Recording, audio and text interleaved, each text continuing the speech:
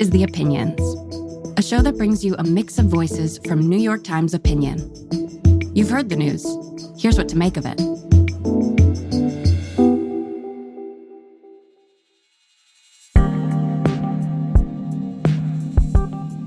I'm Lydia Polgreen, a columnist for the New York Times. And I am Tressie McMillan Cottom, also a columnist here at the New York Times.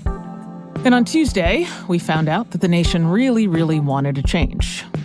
Not only did Donald Trump take the presidency, but Republicans took the Senate and made gains in blue states like my home state of New York, and big gains in New York City, too. So, before we dive into a big ideas and what this means in future-facing discussion, let's just check in. How are you feeling today, Tressie? Yeah. I am feeling exhausted, as I suspect many of us are this morning. I wish I could say I was feeling surprised, Lydia. I'm not surprised. I take no pleasure in having thought going into the election that this was Trump's election to lose. But I really wanted to be wrong. And I really wanted to be surprised. And so part of the sort of despondency for me this morning is that things are exactly as I thought they are. You talk about the electorate wanting a change. And in some ways, what I think they wanted was a return. I don't live in New York full time. I live in the South. I spend a lot of time with working class people who live in the mountains and rural parts of the country. And I also saw a sort of acceptance and integration of Donald Trump's vision of an America where no one has to give up anything to win. And it appeals a lot to Hispanic voters, to working class voters, especially working class men. It appealed a lot to people in rural parts of the state of all races. And that concerned me. It concerned me the entire campaign. Yeah, I think I was a bit more optimistic, in part because to me, this election really turned on this question of who has a stake in the system as it currently exists and who feels that they could benefit from just blowing it all up. And this was a big thing that came up for me in 2016 when Bernie was running. I ultimately thought Bernie is not going to be able to win because there are just too many people who have 401ks who think, like, if this guy is elected, tomorrow my 401k is going to, be worth 40% what it is now, and I know I can't count on Social Security, Yeah. So that sense of having a stake in the status quo. And, the Harris campaign, if it was about anything, it was about a kind of, what we got ain't perfect, but we got to hold on to it. So, I think I felt hopeful that here we had a generic Democrat who had these kind of just real plain vanilla policies that were not that exciting, tried to address around the edges some of the issues that people needed from government. I thought, maybe that could work. Maybe there's just enough chaos, just enough of a sense that this is too dangerous. And that gamble was just wrong. And ultimately, you were right. So I think here we are. We've got the diagnosis. Again, I take no pleasure in that because if I am right because I thought and now have evidence that the anger that Americans feel cannot be directed towards the truth, right? I think there's a lot of anxiety and anger. And, I reject this whole economic anxiety argument, not because it isn't, doesn't have some empirical truth to it, but the way it's been misused to paper over racial differences and gender differences and et cetera. But there is something to the fact that there is a deep wellspring of anxiety about the fundamentals of American social institutions not being sustainable, not being predictable, to your point about a 401k. When people are talking about housing costs, when they are talking about inflation, even when they're talking about the price of eggs, what they are talking about is an anxiety about their ability to predict their security into the near and distant future. And so I always thought that there was a way and an opportunity for Democrats to reclaim a righteous anger. What Donald Trump has done on the other side is he's given a story, a clear, by the way, articulate story about toxic anger, a way to direct that anger and that anxiety in a toxic direction.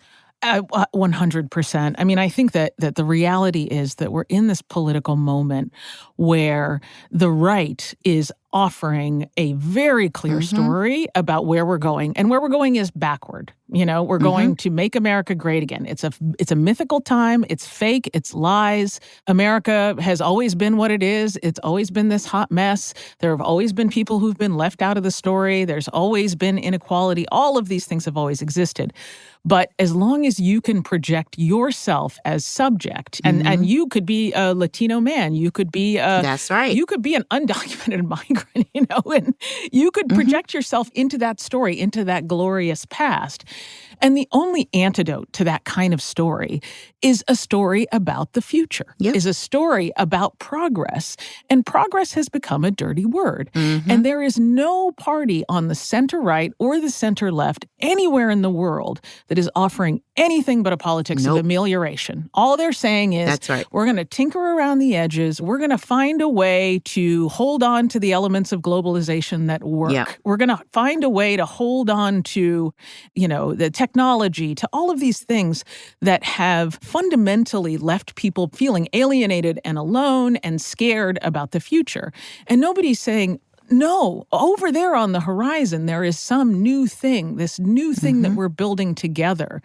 And I think that is the just like absolute global failure that I see. And it's way, way, way beyond the United States. The other thing is that, we are living in this zero-sum moment where people think that giving something to someone else means taking something away from me. There was that moment where J.D. Vance was talking about how, if immigrants made countries rich, then Springfield, Ohio would be the richest city in the world and the United States would be the richest country in the world. Well, newsflash, the United States is the richest country in the world. So, this idea of the zero sum, how do you get beyond that? Like, where does an idea of progress come from? So one of the things that J.D. Vance is actually very good at that Donald Trump is not as good at is he figured out how to take something that is a problem about relative differences, and he makes it feel like an absolute loss. There are some relative losses, right? Sure. Part of being a leader in a globalized society means that the United States has lost some direct power, but still has a disproportionate share of soft power around the world, still dominates in economics and markets and in culture, by the way, which I don't think we pay enough attention to. But that relative loss, despite the fact that objectively they are still doing okay, is enough when turned into anxiety and fear and aggression, which Donald Trump is very good at doing, feels like an emotional catharsis. And then J.D. Vance comes behind and says, not only are you losing, but that, yes, your loss is coming because someone else is gaining. What we do not have on the other side, to your point, is either a center or center left, and I'd even argue a Democratic center right story that captures that emotion in the same kind of way. And I'm afraid that we took the wrong lessons from the last 4 years about the importance of the left to the Democratic Party in crafting that kind of message, right? What we have said is, look, abolish the police failed. Americans don't want that. People don't want Occupy. We tried that, your so-called identity politics, and it failed.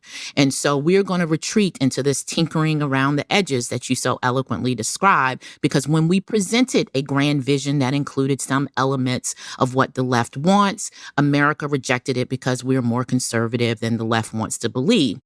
What I think we should have taken from how Americans understood that message and how they responded was, do better at that messaging, right? It is the fundamentals of the rising cost of housing, for example, do not change because you refuse to tell people a story about how you can make it better.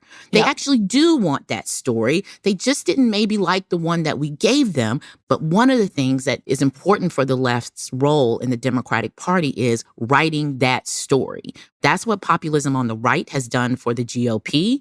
And the message we took was our populism on the left is too toxic and too dangerous for us to even entertain salvaging the best parts of their storytelling. Yeah, and I think that the idea that the Democratic Party has to work within a set of defined rules of the existing order is just like a brain disease, right? Yeah. The other thing is that, and I'm curious to hear what, look, abortion obviously was supposed to be the thing that kind of rode into the rescue. So there was a reductress headline that said, "Nation rejects far left position of, quote, woman." And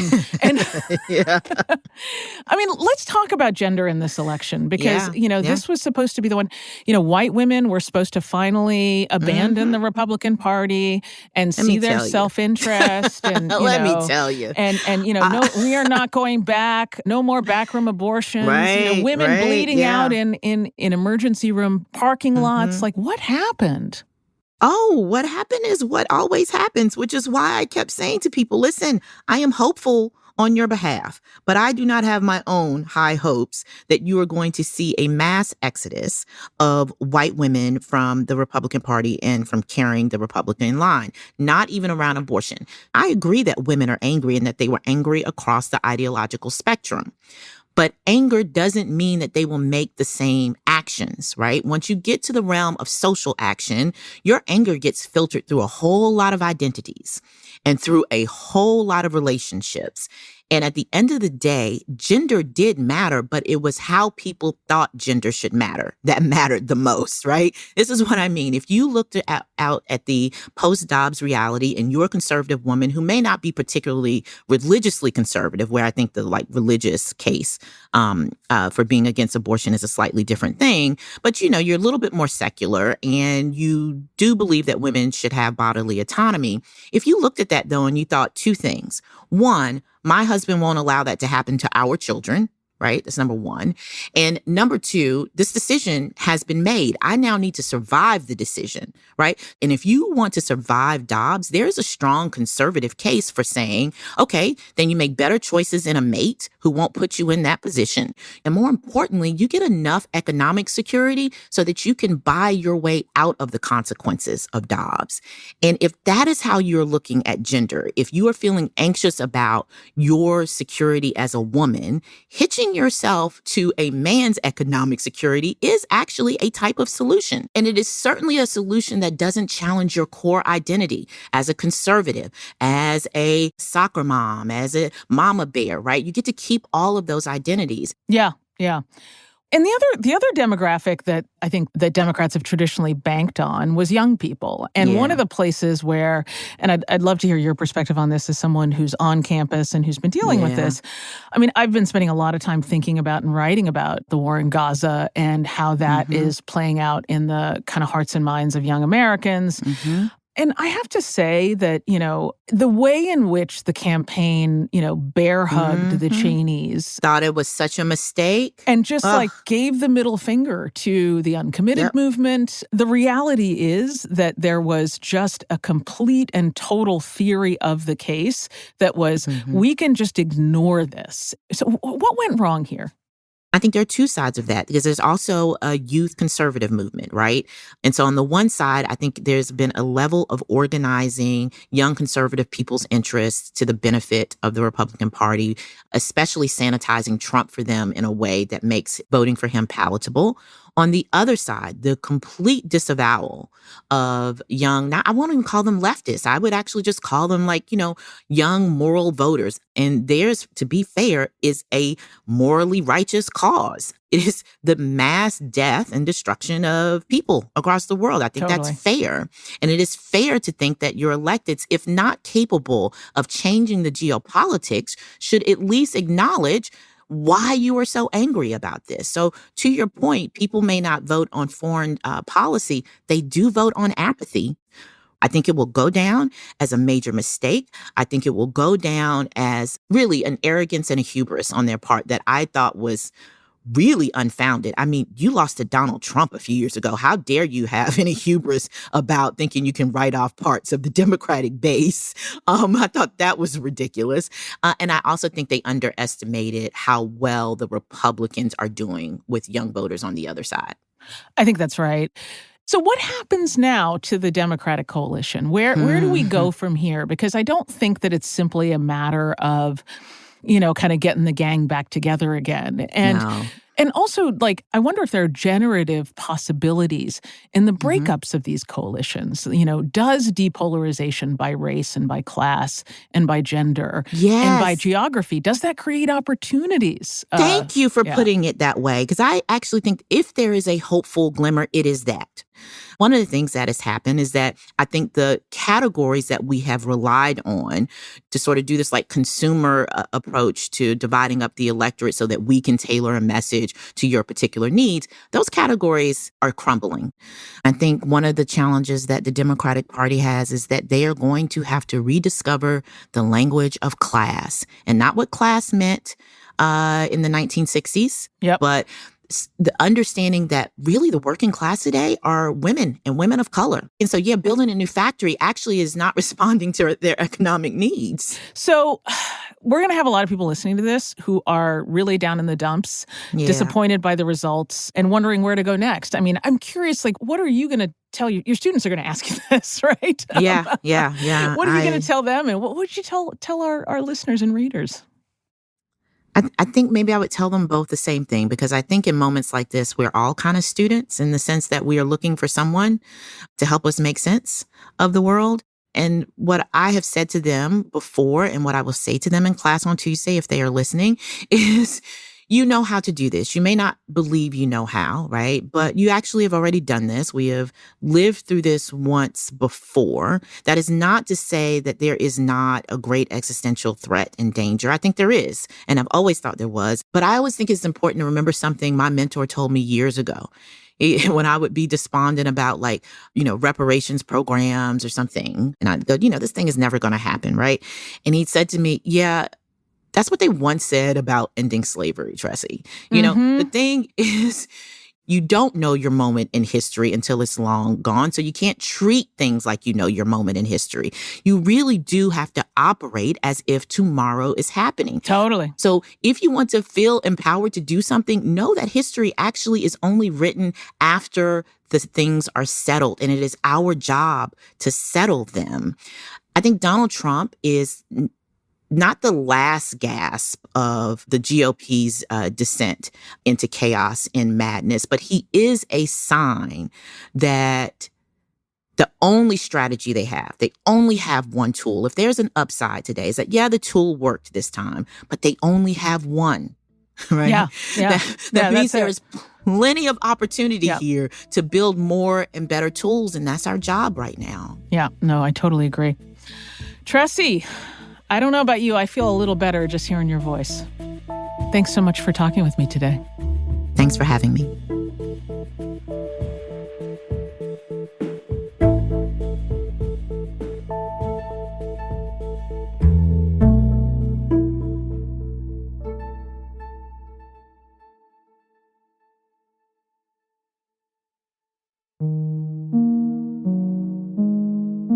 If you like this show, follow it on Spotify, Apple, or wherever you get your podcasts.